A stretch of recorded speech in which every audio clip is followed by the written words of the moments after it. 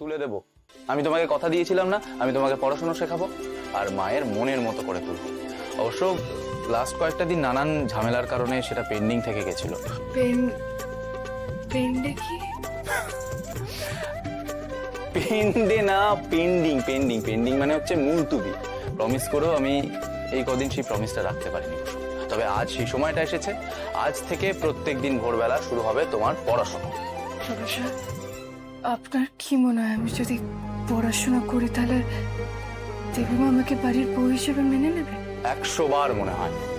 তোমার মধ্যে তো কোনো খুঁতি নেই কুসুম, শুধু একটা জায়গা দুর্বল রয়েছে, পড়াশোনা শিখে নিলে সেটাও স্ট্রং হয়ে যাবে।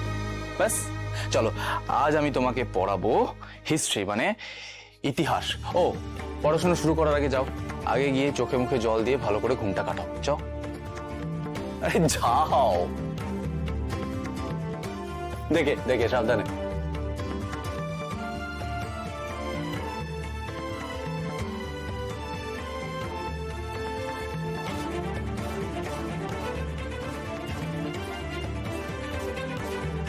এই দেখো, ঘুম কেটেছে?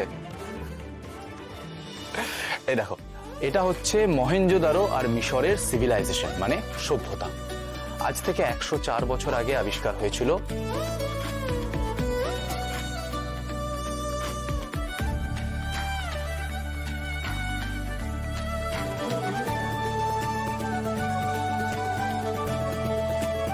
আমি চাই আমার জীবনের সবকটা সকাল যেন এইভাবেই আপনার সাথে শুরু হয় ছোট সে।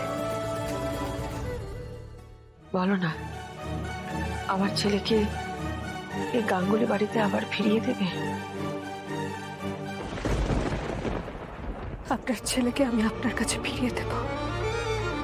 কবে? 15 দিন সময় দিন। এই 15 দিনের মধ্যে ছোট সাহেব এই বাড়িতে এসে আপনার কাছেই থাকবে। কিন্তু দেবীমার সত্য পালন করতে গেলে সেটা কিছুতেই সম্ভব হবে না। তাহলে কি বললাম? রাখাল দাস বন্দ্যোপাধ্যায়। কুসুম, ঠিক মতো পড়াটা শুনছো তো? ভালো করে ফোকাস করো। আমি জানি তুমি কিন্তু চেষ্টা করলে সব পারবে। না না, ফোকাস করো, আমি যেটা বলছি ভালো করে শোনো। হ্যাঁ, যেটা বলছিলাম। পারতে তো আমাকে হবেই।